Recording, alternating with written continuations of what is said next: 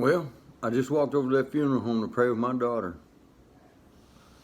And the funeral director met me at the front door with a restraining order and would not allow me to go back there and pray with my daughter.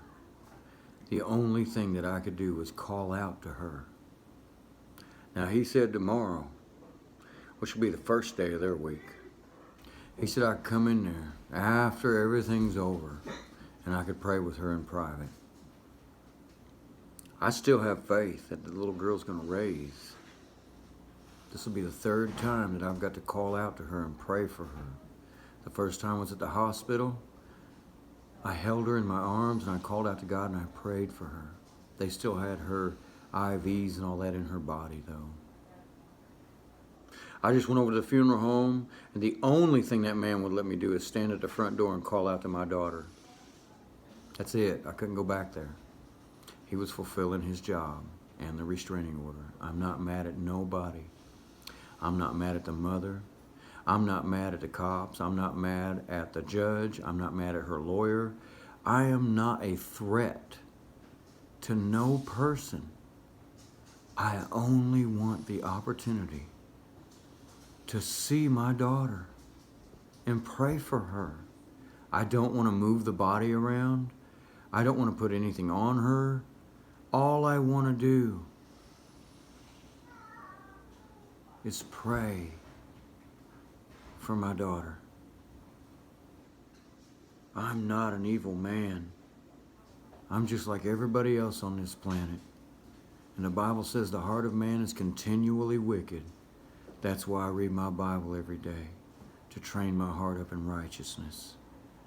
Now, if I'm training my heart up in righteousness, how could I be mean to people? How could I be mean to my own children?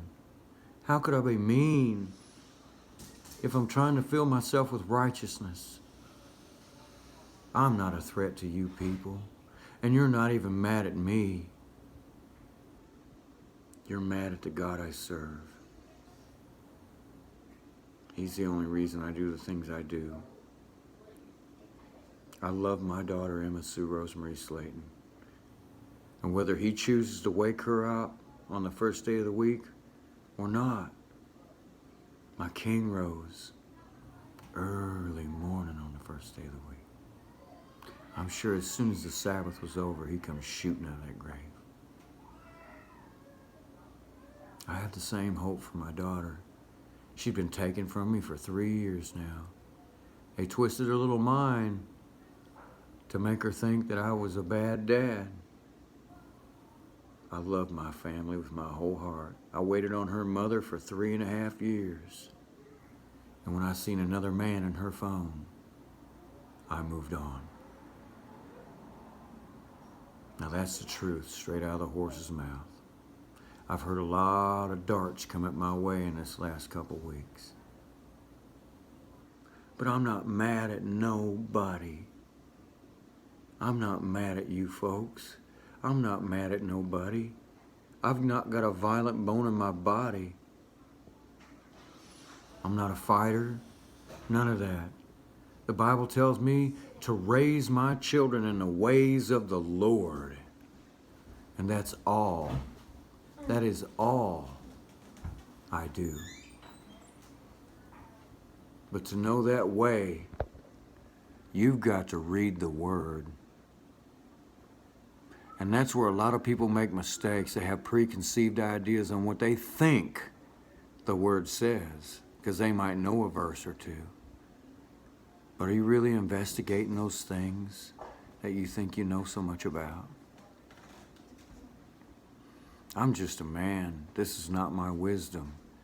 It's God's wisdom, not mine. I'm not trying to come off as something I'm not. I'm just trying to be an obedient man. I miss my children. I miss my son Easton and I miss my daughter Emma. And they've been wrongfully taken from me. And I don't know why. I don't know why. The only thing I was doing at the time, as a matter of fact, the moment they left my home, I was praying with another brother on the phone.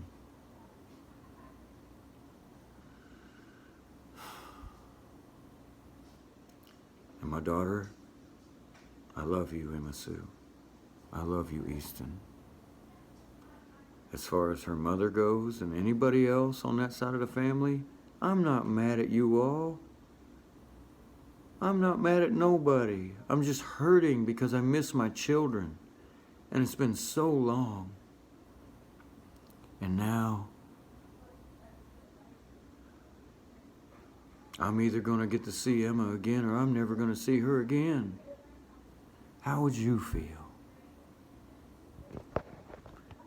How would you feel?